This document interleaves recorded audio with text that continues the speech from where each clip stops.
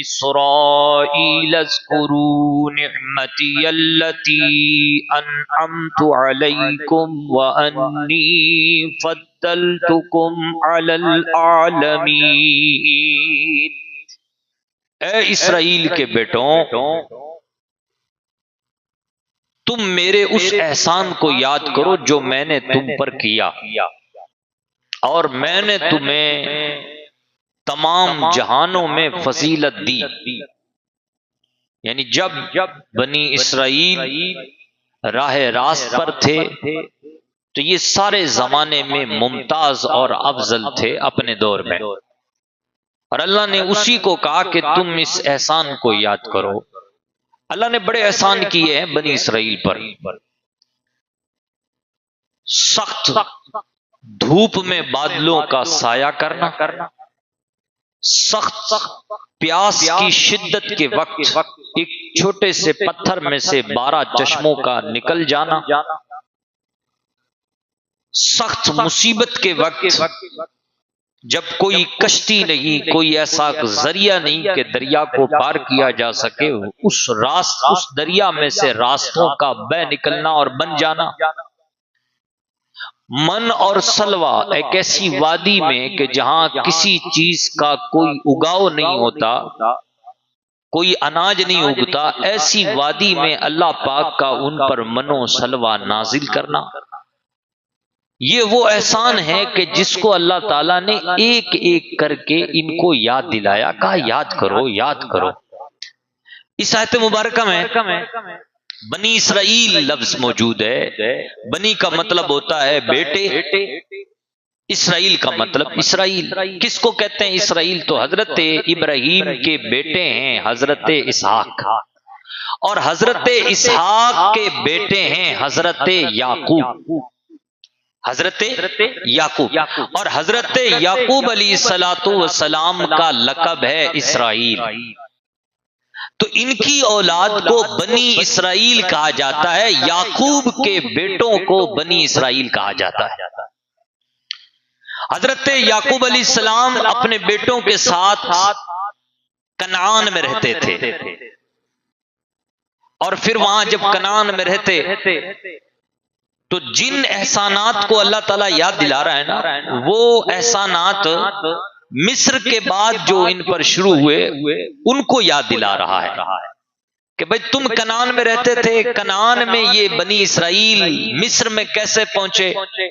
تو اس کی بڑی ڈیٹیل موجود ہے۔ مختصر خاکہ یہ ہے کہ حضرت یعقوب علیہ السلام کے 11 بیٹے تھے، یہ 11 بیٹے حضرت یعقوب کے چھوٹے بیٹے حضرت یوسف سے حسد کرتے تھے، جلن رکھتے تھے، جیلسی رکھتے تھے، کڑتے تھے، کیونکہ حضرت یعقوب علیہ نبینا علیہ السلام یوسف کو بہت پیار دیتے تھے۔ اور اس کی وجہ کیا تھی؟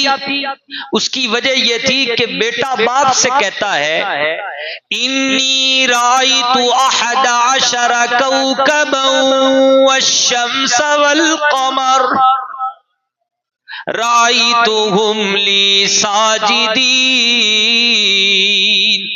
ابا میں نے خواب دیکھا ہے، اور خواب یہ ہے کہ 11 ستارے مجھے سجدہ کر رہے ہیں، سورج بھی سجدہ کر رہا ہے، چاند بھی سجدہ کر رہا ہے۔ باپ نے پتہ ہے سامنے سے کیا کہا؟ یا بنی لا تقصص رؤیاک علی اخوتک فیکیدوا لک کیدا۔ بیٹے اپنا خواب بھائیوں کو مت بتانا، بھائیوں کو مت بتانا۔ پیار دیتے تھے حضرت یوسف کو حضرت یعقوب۔ یعقوب علیہ السلام اللہ کے نبی ہیں، اور نبوت کو جانتے ہیں کہ میرے بیٹوں میں کون منصب نبوت پر فائز ہوگا، اس لیے پیار دیتے ہیں، اور بھائیوں حسد کرتے ہیں یوسف سے۔ اس حسد کو بھی حضرت یعقوب جانتے ہیں۔ آج بھی ہم لوگ اپنے بھائیوں سے بڑا حسد کرتے ہیں، بڑی جیلسی رکھتے ہیں، بڑی جلن رکھتے ہیں۔ ہمیں برداشت نہیں ہے کوئی دکھ جائے اچھے کپڑوں میں، ہمیں برداشت نہیں ہے کوئی مسکراتا ہوا دکھ جائے، لیکن یاد رکھو جو اپنے بھائیوں سے جلن رکھتا ہے، حسد رکھتا ہے، جیلسی رکھتا ہے، مصطفیٰ کریم کا واضح فرمان ہے یہ زمین اپنی جگہ سے ہل سکتی ہے، آسمان اپنی جگہ سے ہل سکتا ہے، قسم بخدا ہر چیز میں تبدیلی آ سکتی ہے، لیکن مصطفیٰ کے فرمان میں کسی قسم کی کوئی تبدیلی نہیں آ سکتی۔ حضور نے فرمایا حسد نیکیوں کو ایسے کھا جاتا ہے جیسے آگ لکڑیوں کو کھا جاتی ہے۔ دھر کے رکھ اپنے حج کو، دھر کے رکھ نماز کو، دھر کے رکھ قرآن پڑھنے کو۔ حضور کا فرمان ہے تیری نیکیاں ساری ختم ہو گئی حسد کرنے کی وجہ سے۔ کیا کرے گا نماز کا، کیا کرے گا حج کا بھائی، کیا کرے گا روزے کا، کیا کرے گا صدقے کا، جب یہ ساری نیکیاں ختم ہو گئی حسد کی وجہ سے کچھ بچا؟ حضور نے فرمایا کل قیامت کے دن مفلس یہی ہوگا۔ حضور نے پوچھا نا صحابہ سے بھائی بتاؤ مفلس کون ہے؟ کہا یا رسول اللہ ہم تو مفلس اسی کو جانتے ہیں جس کے پاس درم و دینار نہ ہو۔ حضور نے فرمایا مفلس وہ ہے جو قیامت کے دن نیکیوں کا پہاڑ لے کے آئے، لیکن اللہ اس کو جہنم میں ڈالے تو گناہوں کے پہاڑ کے ساتھ ڈالے۔ یہ کیوں ہوا؟ لمبی چوڑی حدیث ہے، اس کا نتیجہ یہی ہے کہ اس نے نمازیں پڑھی، روزہ رکھا، زکات دی، سارے نیک کام کیے، قرآن بھاگ بھاگ کے پڑھتا تھا، مسجدوں میں سجدے بھاگ بھاگ کے کرتا تھا، لیکن اس کی حفاظت، اس کا پروٹیکشن نہیں کر پایا۔ ادھر نمازیں پڑھتا، ادھر نیکیاں کرتا، ادھر کیا کرتا؟ لوگوں سے حسد کرتا، لوگوں کی غیبتیں کرتا، چگلیاں کرتا۔ وہ ساری نیکیاں ان حسد کرنے والوں کو کل قیامت کے دن دینی پڑ گئی۔ جن سے یہ حسد کرتا تھا وہ ساری نیکیاں ان کو دینی پڑ گئی، تو پھر کیا فائدہ ہوا؟ حضور کا فرمان ہے نیکیوں کو حسد ایسے کھا جاتا ہے جیسے آگ کو لکڑیاں کھا جاتی ہیں۔ اور دیکھ لیجئے یہ بھائیوں نے حسد کیا، اب دیکھیں حسد کرنے والے وہاں کا وہیں رہے، لیکن جس سے حسد کیا اللہ نے اس کو کہاں سے کہاں پہنچا دیا۔ سبحان اللہ۔ حسد کرنے والوں کو، حالانکہ یہ قصہ یوسف بہت لمبا ہے اور بڑا خوبصورت ہے، اللہ نے اس کو احسن القصص کہا ہے۔ ہم آج اس بات پر نہیں جاتے کیونکہ یہ بڑی تفصیل ہے، ہم کوئی دوسرا موضوع چھیڑنے جا رہے ہیں اور وہ بھی چند نشستوں میں آپ تک پہنچانے کی کوشش کریں گے، اس میں بھی بڑی عبرت ہے۔ حضرات محترم اس کو احسن القصص کہا ہے اللہ پاک نے۔ حضرت یوسف کو کنویں میں ڈال دیا، کنویں میں سے قافلے نے نکال لیا، قافلے والوں کو کہنے لگے بھائی یہ ہمارا بگوڑا غلام ہے، آپ اس کو کیا کریں لے جائیں۔ لیکن یہاں پر ایک بات، بھائیوں کے حسد کو دیکھا، اس پر آپ کو پیغام ملا۔ دوسری بات بھی دیکھیے، باپ نے بیٹے سے کیا کہا؟ بیٹے نے صرف ایک خواب دیکھا تھا کہ میں نے خواب دیکھا ہے، وہ سچا خواب تھا کہ بھئی 11 ستارے مجھے کیا کر رہے ہیں؟ سجدہ۔ سورج بھی سجدہ کر رہا ہے، چاند بھی سجدہ کر رہا ہے۔ اس خواب کو بیٹے نے کس کو بتایا؟ باپ کو۔ تو سامنے سے باپ نے کیا کہا؟ یا بنیا لا تقصص رؤیاک، اپنا خواب مت بتانا، اپنا خواب مت بتانا، بھائیوں کو بھی مت بتانا، بھائیوں کو بھی مت بتانا۔ لیکن ہمارا بھائی شکایت تو کرتا ہے، حضرت میرا بھائی ہے نا مجھ سے بہت جلتا ہے، میرا کزن مجھ سے بہت جلتا ہے، لیکن تو نے ہر چھوٹی سے چھوٹی چیز دکھائی ہے لوگوں کو، اس کا کیا کریں ہم؟ گاڑی لی وہ بھی دکھائی، مکان بنایا وہ بھی دکھایا، اچھے کپڑے پہنے وہ بھی دکھائے، چشمہ لی وہ بھی دکھائی، موبائل لیا وہ بھی دکھایا۔ جتنی نعمتیں خدا نے تجھے دنیا میں دی تھی، دین کے طور پہ دی تھی، وہ سب تو نے لوگوں کو دکھایا ہے۔ اب جب نے لوگوں کو دکھایا ہے تو حسد تو ہوگا۔ نعمتیں اس طریقے سے نمائشن نہیں دکھائی جاتی، نظر لگتی ہے، نظر بد برحق ہے۔ یہ جو نظر ہے یہ پتھر کو پھاڑ دیتی ہے، حدیثوں میں مضمون ملتا ہے۔ حضور کا فرمان ہے کہ اچھا خاصا اونٹ جو ہے نا، اگر اس کو نظر لگ جائے نا یہ ہانڈی تک پہنچ جاتا ہے۔ اچھا خاصا پہلوان انسان جب اس پہ نظر لگ جاتی ہے تو یہ قبر تک پہنچ جاتا ہے۔ تو اس لیے نمائش نہیں کرنی، نمائش نہیں کرنی، ریاکاری نہیں کرنی، دکھاوا نہیں کرنا۔ ہاں وَأَمَّا بِنِعْمَةِ رَبِّكَ فَحَدِّثْ، اپنے رب کی نعمت کا خوب چرچا کرو۔ مطلب یہ ہے کہ اللہ نے آپ کو دیا ہے تو اچھی گاڑی رکھو، اللہ نے آپ کو دیا ہے تو اچھے کپڑے پہنو، اللہ نے آپ کو دیا ہے تو اچھے گھر بار رکھو، سب رکھو، لیکن اس کی نمائش نہیں کرنی۔ نمائش کرنے سے دنیا میں بھی نقصان ہے اور آخرت کا بھی نقصان ہے۔ نمائش نہیں کرنی. آخرت کا نقصان یوں ہے کہ آپ اترانے لگیں گے اور اترانے والوں کو اللہ پاک پسند نہیں فرماتا تو آخرت میں نقصان ہے. اور دنیا میں نمائش کریں گے تو دنیا والے آپ سے کیا کریں گے؟ حسد کریں گے. اس لیے نمائش نہیں ہونی چاہیے, دکھاوا نہیں ہونا چاہیے. حضرات محترم ایک بات یہاں پر پھر یہ حضرت یوسف علیہ السلام پر میں بات کر رہا تھا کہ حضرت یوسف علیہ السلام کو لوگوں نے قافلے والوں کو بیچ دیا. اس قافلے والوں نے لا کے حضرت یوسف کو مصر میں بیچ دیا. یوسف کیا بکے جناب, پورا مصر ہی حضرت یوسف کے قدموں میں بک گیا. حضرت یوسف یہاں رہنے لگے. یہ کوئی چھوٹی بات نہیں ہے, بہت اسٹرگل والی زندگی ہے حضرت یوسف علیہ السلام کی. ہم دو لفظوں میں اس کو بیان نہیں کر سکتے, لیکن خیر میری مجبوری کہ میں اگلا ایک سیشن جو ہے وہ شروع کرنے جا رہا ہوں, اور اس وقت ہماری حالت بھی وہی ہے جو اس وقت بنی اسرائیل کی تھی. اس لیے میں اس کو ضروری چاہتا ہوں کہ اس سیشن کو 2-3 جمعوں میں آپ کے سامنے پہنچانے کی کوشش کروں. حضرات محترم وہ حضرت یوسف کو بیچ دیا تو حضرت یوسف کو ایک بادشاہ نے خرید لیا. وہاں رہتے رہے پھر ان پہ الزام لگا, آپ جیل میں چلے گئے, جیل میں رکھا, پھر جیل سے آزاد ہوئے, اللہ نے آزادی دی. سبحان اللہ. کسی کے احسان کی وجہ سے نہیں, اللہ نے علم سکھایا, اس علم کی وجہ سے اللہ نے ان کو کیا دی؟ جیل سے آزادی دی. پھر یہ خود منصب کرسی پر فائز ہو گئے. پھر ایک زمانہ آیا کہ 7 سال تک قحط رہا. 7 سال تک قحط رہا. آس پڑوس میں جتنے بادشاہ تھے سب حضرت یوسف علیہ السلام کی بنائی ہوئی پلاننگ کے محتاج تھے. سب کے پاس اناج ختم ہو گیا, سب کے پاس کھانے کے لالے پڑ گئے. صرف حضرت یوسف کے گودام ایسے تھے جو ابھی بھی گیہوں سے بھرے ہوئے تھے. تو سب لوگ آس پڑوس کے جتنے لوگ تھے وہ سارے حضرت یوسف کے یہاں آنے لگے. بھائی بھی آئے اس دوران. سبحان اللہ. بھائی بھی آئے. پھر وہ جو بچپن میں خواب دیکھا تھا نا وہ پورا بھی ہوا. یعنی ان بھائیوں نے بھی سجدہ کیا اور ان کی اماں نے بھی ان کو سجدہ کیا اور ان کے ابا نے بھی ان کو سجدہ کیا. وہ خواب کی تعبیر بھی پوری ہوئی. خیر حضرت یوسف علیہ السلام جب بادشاہ تھے تب حضرت یوسف کے دور میں جو حضرت یعقوب کے بیٹے تھے وہ یہی مصر میں آ کر کے آباد ہو گئے. صحیح چلتا رہا سلسلہ. بنی اسرائیلوں کی عزت ہوتی رہی کیونکہ حضرت یوسف علیہ السلام کی وجہ سے ان کو بڑا وقار ملا مصر میں. 400-500 سال گزرنے کے بعد وقت کا پہیہ بدل گیا. وقت بدلا.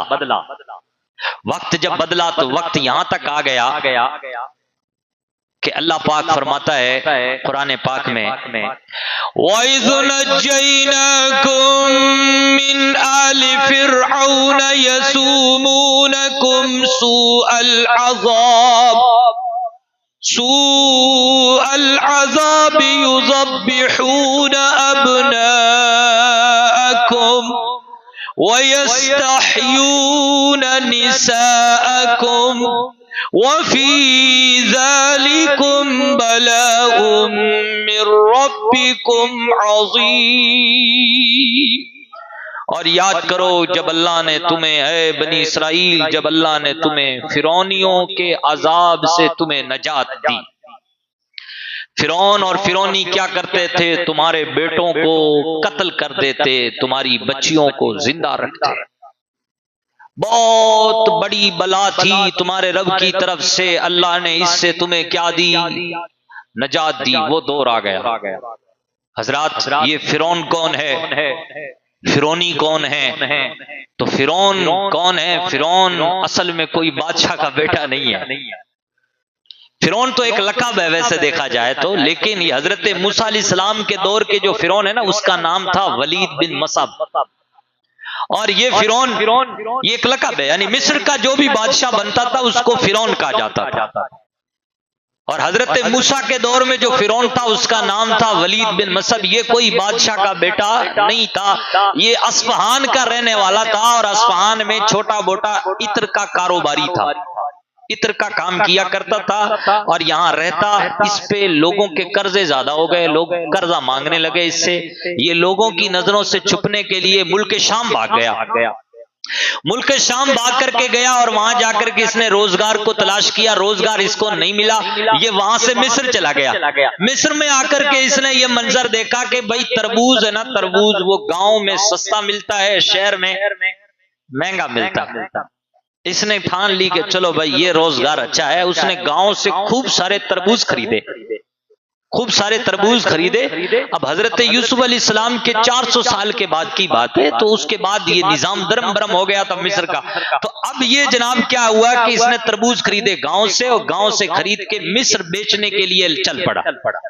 اب مصر جب پہنچا تو بیچ میں نظام برا ہوا تھا، بگڑا ہوا تھا، جس کی وجہ سے جھوٹے موٹے اور سچے مچے کئی افسر ایسے تھے جو ٹیکس لگا دیتے کہ لاؤ بھائی ٹیکس لاؤ، گاؤں سے جو چیز مصر جائے گی اس پہ ٹیکس لگے گا.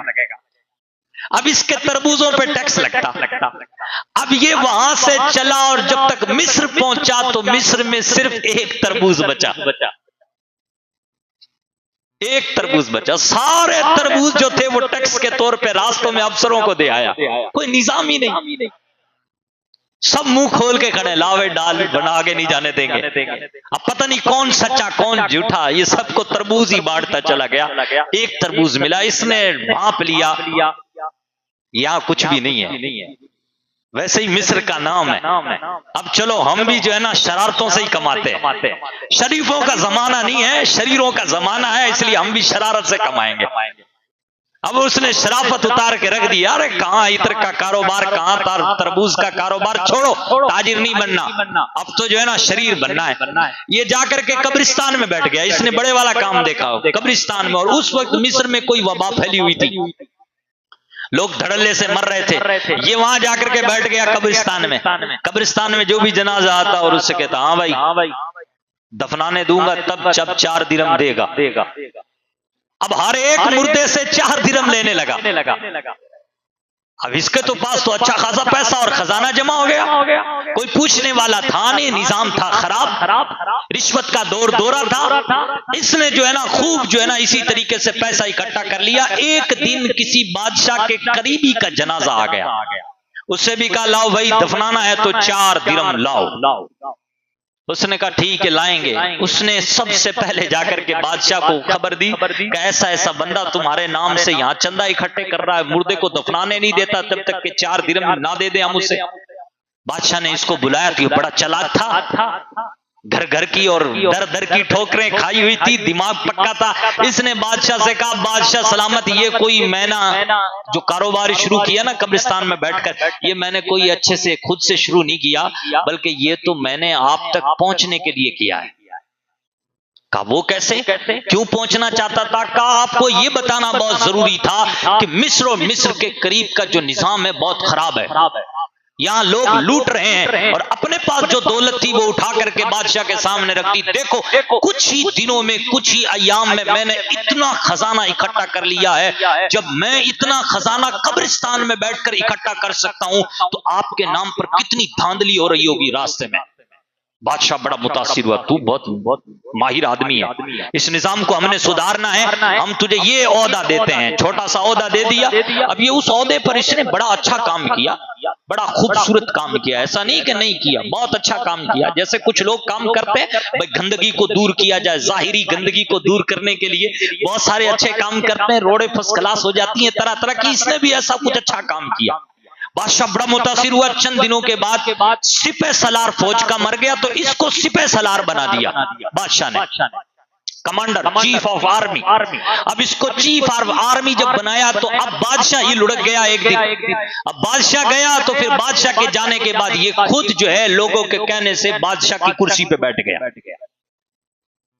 زمین سے اٹھا ہو تربوز بیکنے والا، عطر بیکنے والا جب بیٹھ جائے کرسی پہ اور ہر جگہ اس کو بھلائی ہی بھلائی نصیب ہو، اس کا مکر بھی اس کو اونچا پہنچا دے، ہے نا، اس کا مکر بھی، اس کی سچائی نہیں، سچائی کدھر سے بھی نہیں، مکر بھی اس کو عروج دے، تو پھر وہ کیا سمجھتا ہے؟ وہ کہتا ہے کہ میں ہی خدا ہوں. کیوں؟ اس لیے کہ میں اگر مٹی کو بھی ہاتھ لگاتا ہوں تو وہ بھی سونا بن جاتی ہے.